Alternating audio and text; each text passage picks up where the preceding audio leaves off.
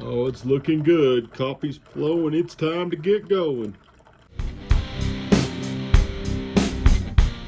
Hey, welcome back to Questions Over Coffee. My name's Kevin Smith. It's good to see you again.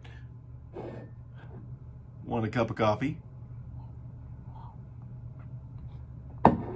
Don't forget to like and subscribe so that you don't miss anything that's coming up on Questions Over Coffee.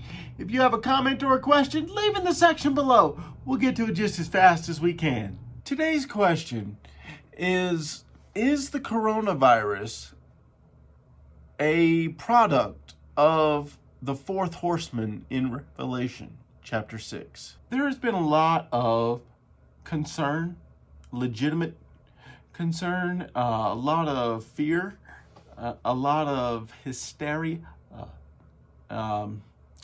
surrounding the coronavirus and the current lack of a cure that we have in March of 2020. I don't want to downplay that, but the question of, is this particular virus the end of the world? Quite frankly, the answer is, I don't know. That's the straight up answer. Is this how God is going to send forth the fourth horseman? Here's the passage in Revelation chapter 6. We're going to start in verse 7 and read through verse 8. Let's read together. When the Lamb broke the fourth seal, I heard the voice of the fourth living creature saying, "Come." I looked, and behold, an ashen horse, and he who sat on it had the name Death, and Hades was following with him. Authority was given to them over the fourth of the earth, to kill with sword, and with famine, and with pestilence, and by the wild beasts of the earth. Okay, so this is the passage, a little bit of the context surrounding it. God has sent out four horsemen to, let's say, plague the earth, and to cause all sorts of trouble before the coming, or should I say, the return of his son in Revelation. We don't know when Jesus is going to return. We do know that there have been a lot of people who thought they were smarter than God, that throughout the years have said, Jesus is going to return back on this date, this date, this date, this date, this date, and just, Jesus himself said, even the Son does not know the day nor hour. We are not smarter than God. That is his business when he is going to send his son back. Now, we do know that once he sends his son back, judgment will follow. So the biggest question is not, is the coronavirus the end of the world?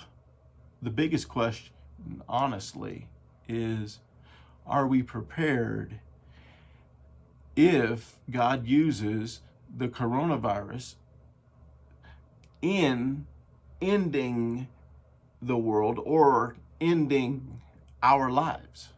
That is the question that we need to be concerned about. But to be honest, if you look at history, there have been a number of epidemics.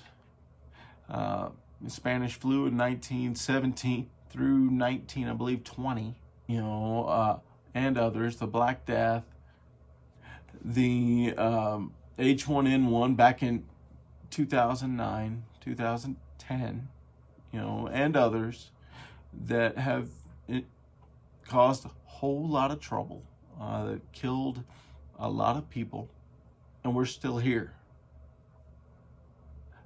So maybe this is the epidemic that will start the ball rolling toward the return of Jesus. Maybe this is just another epidemic, and in a few weeks, few months, few years, it'll all be over, or whatever the case may be. But we need to make sure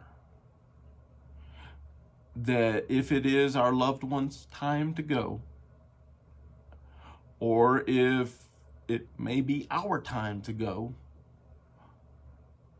that we do everything in our power to make sure that they are right with God, that we are right with God. That is the question that we really need to consider. The coronavirus is serious, but all of the epidemics have been serious, and God has seen us through all of them. We need to trust Him. We need to obey Him.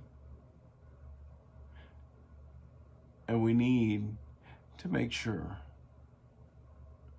that we are right before Him, that we are honoring Him with our lives, with our thoughts, with our words, with our behaviors, with our love for one another. So I have a question for you. What do you think is the scariest part about trusting God to see us through dangerous epidemics like the ones we have dealt with in the past, and also the one we are dealing with currently in the coronavirus? Leave me a comment in the section below. Don't forget to like and subscribe so that you don't miss anything that's coming up on Questions Over Coffee. Thank you for our time together today. I look forward to the next time. Keep pressing forward.